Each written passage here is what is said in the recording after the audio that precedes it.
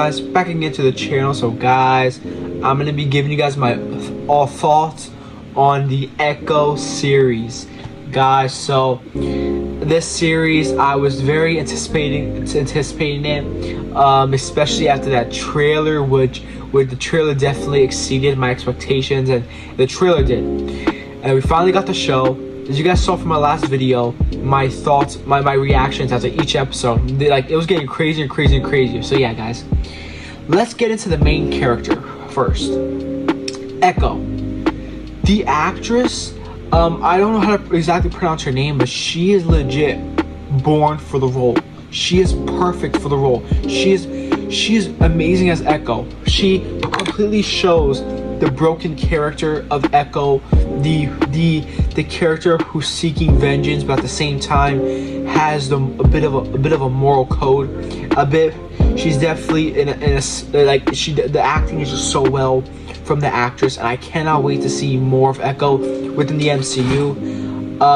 In the finale, she definitely has this very cool suit, which we know for sure that's her version of her superhero suit, which is gonna be very, very cool to see in the future. Her character overall, her character was so badass. She had amazing fight scenes. She had amazing dialogue. She had amazing stuff like that. If you guys don't know, I never really mentioned this on the show, but my mother, she's deaf, and I grew up learning American Sign Language. So watching this series, I legit didn't have to read the subtitles. I literally understood everything they were saying, so that was pretty cool. And the actress in real life is deaf, so that is very, very legit perfect casting. She was perfect. She's perfect as Echo, and I legit cannot wait to see more of her. She's amazing. She's amazing as Echo. I legit cannot wait. Now let's get on to the story overall. Basically, this is right after the Hawkeye series. Basically, we saw at the end of Hawkeye, she thought she killed Kingpin, but she just shot his eye. She leaves New York, and she goes to her childhood hometown, and basically she's trying to just get away from all that.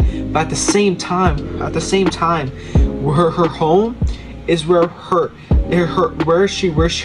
home, where she grew up in, that's where her dad worked for Fisk also. They had a Fisk shipping company, and basically she was still trying to just get, even when she left New York, she was still trying to get rid of Kingpin's organization. So she rigged bombs and stuff like that, and then eventually she found out that Kingpin's still alive, and she confronted her and stuff like that.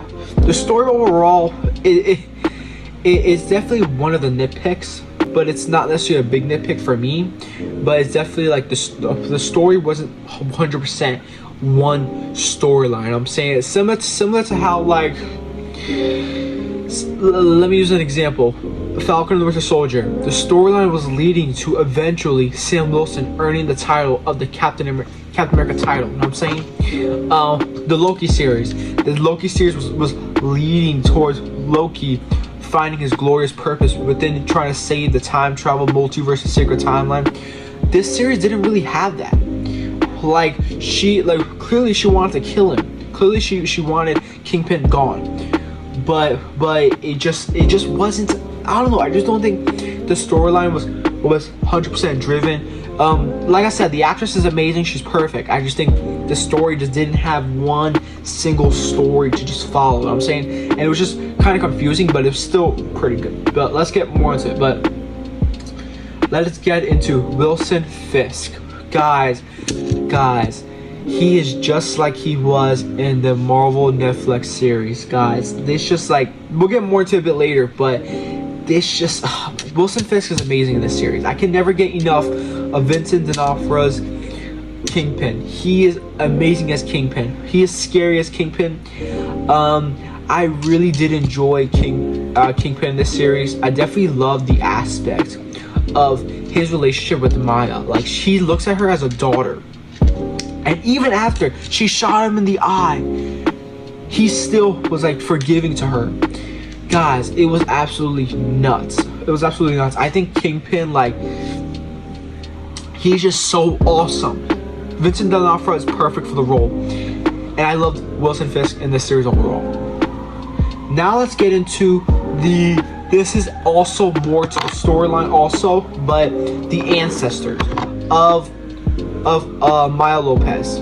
So basically, the series opens up with this woman holding this portal type thing, and I was confused at first because I was like, wait, did Disney Plus actually put the wrong thing? Similar to how remember years ago when the Snyder Cut in 2021, when the Snyder Cut was about to come out, and when they released Tom and Jerry, the movie Tom and Jerry, they accidentally released Zack Snyder's Justice League for a few minutes. I thought it was something like that. At first I was kind of confused. I was like, wait, what? But that's the point. Marvel likes to throw us off a bit. But yeah, it was about her ancestors. The ancestors are a big part of the story. Maya has these flashbacks. So does her grandma, which her family plays a big aspect. Bonnie, who is her childhood best friend, and her grandma, and this guy named Biscuit, who is very funny, and this other guy who worked at the shop who built her new leg. He was very, like, it definitely had that theme of family, you know what I'm saying? Definitely had that theme. But the ancestors, I think it gave her powers at the same time. I think they were also superpowered beings.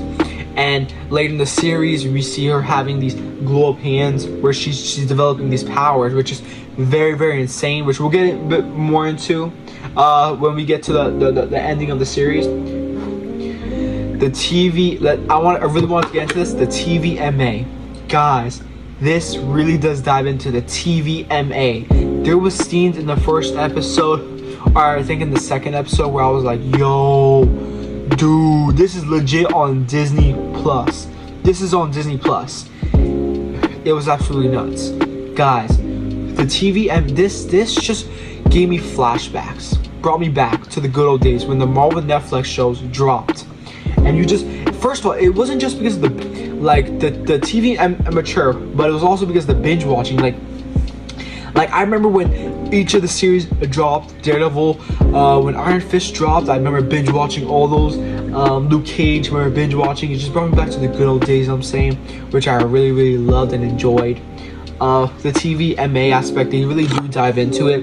And guys, people before this were like, oh my god, how is Marvel gonna handle the Punisher? They're gonna water him down. Nah, guys, this is Marvel Spotlight. This clearly shows Marvel's not afraid to do rated R, and it clearly shows that Marvel's considering doing more rated R projects. The Blade movie is gonna be rated R. This show is rated R. It was rumored, apparently, that Marvel's considering making Thunderbolts rated R, which we'll find out very soon. Deadpool 3 is rated R, which was pretty obvious. But guys, it definitely shows that Marvel's definitely gonna lean into more, a little bit, depending on the character, they're gonna lead a bit more onto the rated R aspect with like Punisher, which is gonna be very exciting. I have full faith in Marvel. I always had faith in Marvel. But yeah, guys, the scene with Wilson Fisk where he's beating up the ice cream man is absolutely insane. Absolutely insane. Guys, it's pretty insane. It just brings me back to the good old Daredevil days, man. Which I do want to get to Daredevil. Daredevil was in this series.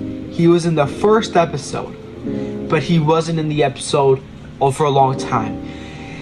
I say he was in the episode for a solid 3 minutes for just a fight sequence. It was Charlie Cox's Daredevil, obviously, and he was amazing. He had this most insane fight scene ever with Echo. Fall.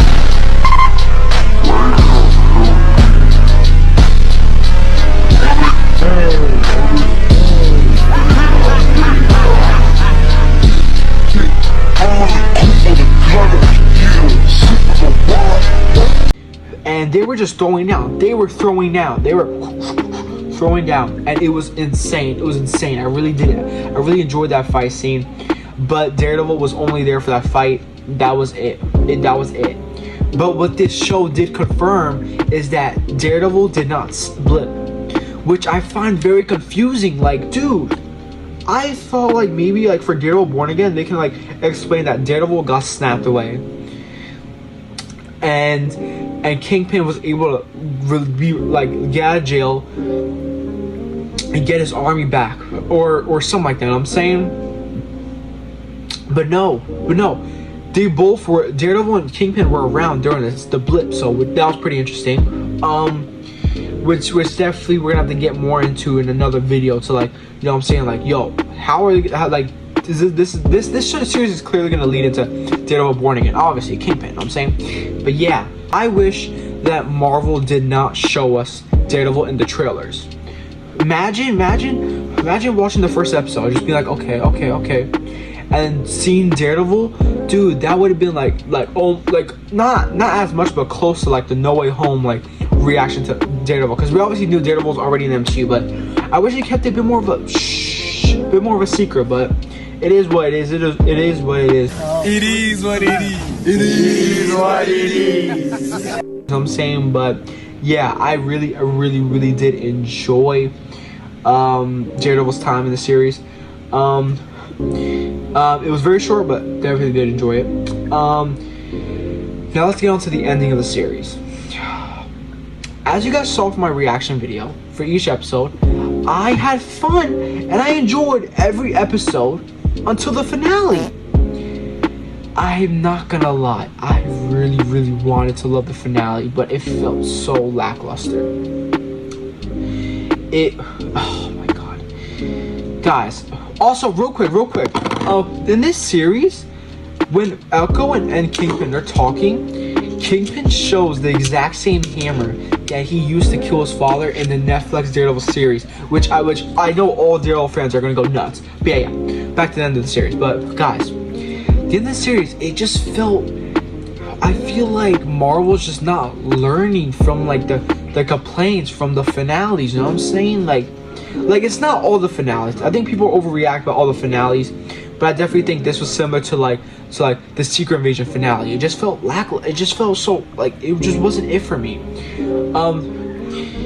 It somehow Echo has powers.